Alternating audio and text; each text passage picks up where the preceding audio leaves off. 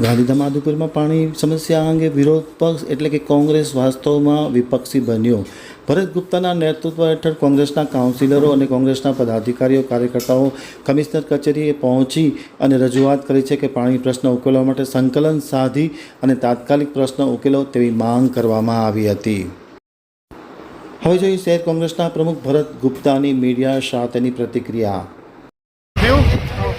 નમસ્કાર. આજે અહીંયા અમે મહાનગરપાલિકા આજે મુલાકાત લીધી છે. કમિશનર સાહેબ, રમાનુજ સાહેબથી અને બધા અધિકારીઓથી આજે અમે મુલાકાત લીધી છે.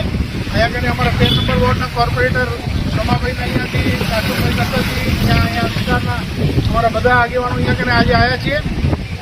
આજે અમે ફાઇનલ એક મિટિંગ કરી છે અમારા રમાનુજ સાહેબથી, અને સાથે સાથે કમિશનર સાહેબને પણ અમે આ દરખાસ્ત મૂકી છે કે તાત્કાલિક સંકલન કરીને નર્મદાના સાહેબ, આરતોરિયા સાહેબ, વર્મા સાહેબ, પાણી પુરવઠાના સાહેબ ને પોતે કમિશનર સાહેબને બધાને અમે આજે રિક્વેસ્ટ કરી છે પોતામાં સંકલન કરીને તાત્કાલિક 24 કલાકની અંદર આજે પાણીનો જે કંઈ તકલીફ ચાલી રહી છે આખા ગાંધીધામ વિસ્તારમાં, કે દર વખતે જ્યારે પણ કોઈને પણ ફોન કરવામાં આવે કે મેન્ટેનન્સમાં છે, તાત્કાલિક જે કોઈ માણસ ઉપર મેન્ટેનન્સ કરે, ગયા 2 દિવસમાં મેન્ટેનન્સ થાય એટલે પાણી બંધ થઈ જાય અને આખા ગાંધીધામમાં રાહત થઈ જાય, પાણી નથી આવતું. એટલે તાત્કાલિક અમે લોકો માળિયા જ્યાંથી મેન્ટેનન્સ થાય છે ને ટપ્પર ને જ્યાં અજાપર અમે લોકો બધા કોર્પોરેટર ત્યાં કરીને મુલાકાત લેવાના છે 24 કલાકમાં.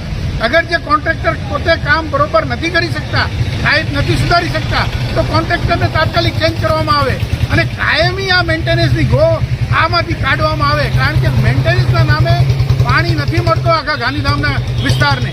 પાણીની સૌથી મોટી સમસ્યા છે.